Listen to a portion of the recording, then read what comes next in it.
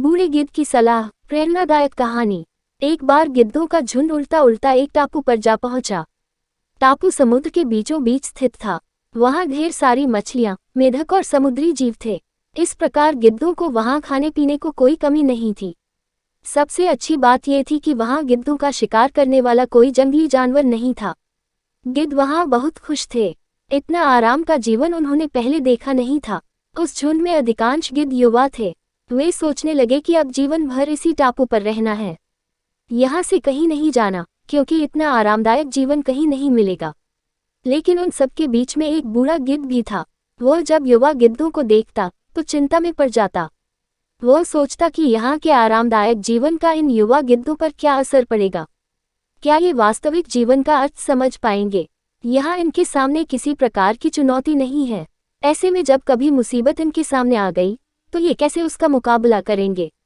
बहुत सोचने के बाद एक दिन बूढ़े गिद्ध ने सभी गिद्धों की सभा बुलाई। अपनी चिंता जताते हुए वह सबसे बोला, इस टापू में रहते हुए हमें बहुत दिन हो गए हैं।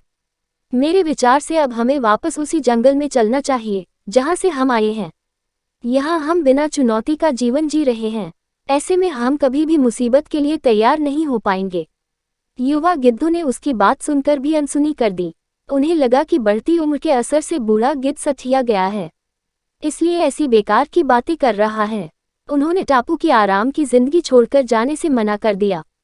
बूढ़े गिद्ध ने उन्हें समझाने की कोशिश की, तुम सब ध्यान नहीं दे रहे कि आराम के आदी हो जाने के कारण तुम लोग उड़ना तक भूल चुके हो। ऐसे में मुसीबत आई तो क्या करोगे? मेरे बात मानो, मेरे साथ चलो। लेकिन किसी ने बूढ़े गिद्ध की बात नहीं मानी। बूढ़ा गिद्ध अकेला ही वहां से चला गया। कुछ महीने बीते। एक दिन बूढ़े गिद्ध ने टापू पर गए गिद्धों की खोज खबर लेने की सोची और उल्टा उल्टा उस टापू पर पहुंचा।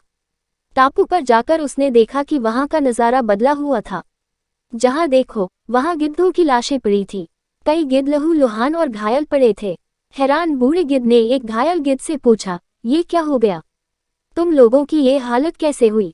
घायल गिद्ध ने बताया, आपके जाने के बाद हम इस टापू पर बड़े मजे की जिंदगी जी रहे थे।